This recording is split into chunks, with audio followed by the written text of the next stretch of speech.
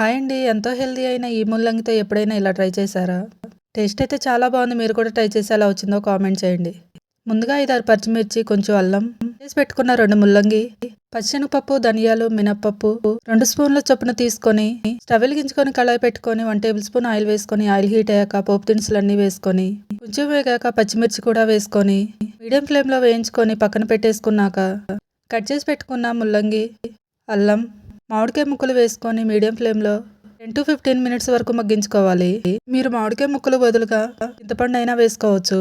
చల్లగా అయ్యాక రోట్లో వేసుకొని దంచేసుకున్నాక ఈ విధంగా మెత్తగా నూరుకున్నాక ముల్లంగి కూడా వేసుకొని ముల్లంగి మరీ మెత్తగా కాకుండా కచ్చా పచ్చాగా దంచేసుకున్నాక తీసి పక్కన పెట్టుకొని ఒక ఉల్లిపాయ సన్నగా కట్ చేసుకొని రోట్లో వేసుకొని రుచికి సరిపడా ఉప్పు కూడా వేసుకొని ఇవి కూడా ఒకసారి దంచేసుకున్నాక ముందుగా నూరుకున్న ముల్లంగి పచ్చడి కూడా వేసేసుకొని మొత్తం కలిసేలాగా ఒకసారి నూరుకొని పక్కన పెట్టేసుకున్నాక అదే కళాయిలో 1 టేబుల్ స్పూన్ ఆయిల్ వేసుకొని పోపు దినుసులు వేసుకొని ఇంగువ, పసుపు, దంచి పెట్టుకున్న వెల్లిపాయలు కూడా వేసుకొని ముందుగా రెడీ చేసి పెట్టుకున్న పచ్చళ్ళు వేసుకుంటే ఎంతో టేస్టీ ఈజీ అయిన ముల్లంగి పచ్చడి రెడీ.